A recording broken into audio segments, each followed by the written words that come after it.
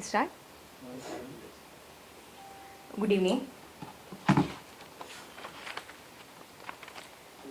We have six more confirmed cases today. Four are family members of the two people who are residents of Mangor, who we spoke about yesterday. Four more of that family and two neighbors of that family who came in contact with them. So six more confirmed cases. Our cured cases are 13. Seven actually were declared cured yesterday after the press conference. We got the results later on in the evening. It was almost 8:39 by the time we got the results. Plus six more have been declared cured today. So 13 are the cured cases. So this brings our active number of cases to 22. Today we sent 1,598 samples for testing and we received 1,696 reports. We have around 900 test reports awaited. 19 people are in isolation, hospital isolation. 373 people have been quarantined. In today's domestic flights, we have 136 passengers who have come. I will request my colleague to speak and then I need to speak about something very important, but I would first request. Hi, good evening, and total number of people who have left Goa so far is 91,776, as compared to people who have come in is 13,207. So far 46 trains have left. In trains 64,155 people have left. Today one train was planned to go to Jharkhand, and so far on enforcement activities is concerned, since the lockdown has begun, we have made a arrest of 1,435 people. Vehicle seized is 487 and total FIR is 789. Fresh speeding cases have been booked is 112 as compared to the previous time I briefed you. So total number is 8,545, and people who have been booked for not wearing the mask is 21,136. The addition of 1,001 compared to the previous briefing. Thank you. What I wanted to highlight using this press conference is that a very unfortunate set of events happened at the Dabolim airport since past midnight yesterday when the Vande Bharat flight from Dubai landed. It had passengers, most of them were of course from Goa. We had some passengers from Maharashtra and Karnataka. We were around 155 passengers in total. Now, when these passengers reached Dabolim airport, they immediately started raising a hue and cry that they will not go to paid institutional quarantine and that they want to go to their homes. This created a very, very unpleasant situation at the airport.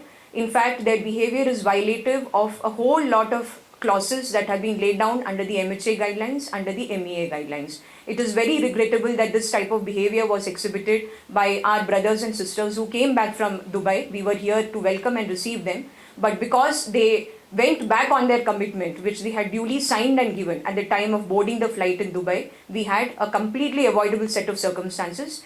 The reason why we really feel very saddened by this is because there were pregnant ladies in that group, there were children in that group. A procedure which would have taken hardly 1.5 hours went on continuously for 6-7 hours only because of the reluctance of these passengers who came to abide by the same rules and regulations that they had signed on an undertaking that they would abide by. Let me read out the guidelines of the Ministry of Home Affairs in their standard operating protocol for movement of Indian national standard outside the country, dated 5th May 2020.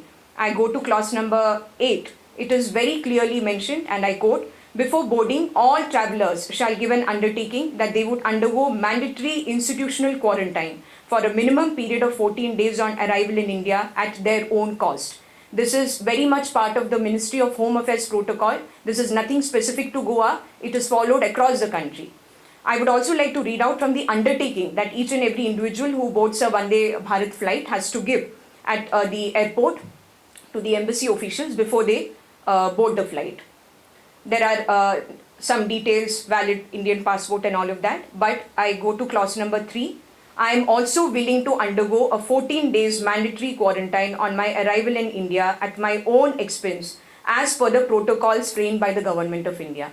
This is an undertaking which is signed with the name, passport number, mobile and email ID by each and every person who boards the flight. So the arguments and the altercation which happened in the airport was completely unacceptable. In fact, as I already mentioned, it is a violation not only of these guidelines that I have mentioned, but also of the Disaster Management Act, because this type of disturbance to the smooth flow of the passengers who have come and to our own process of taking their swabs and then sending them to the hotels that they themselves had chosen is really unacceptable.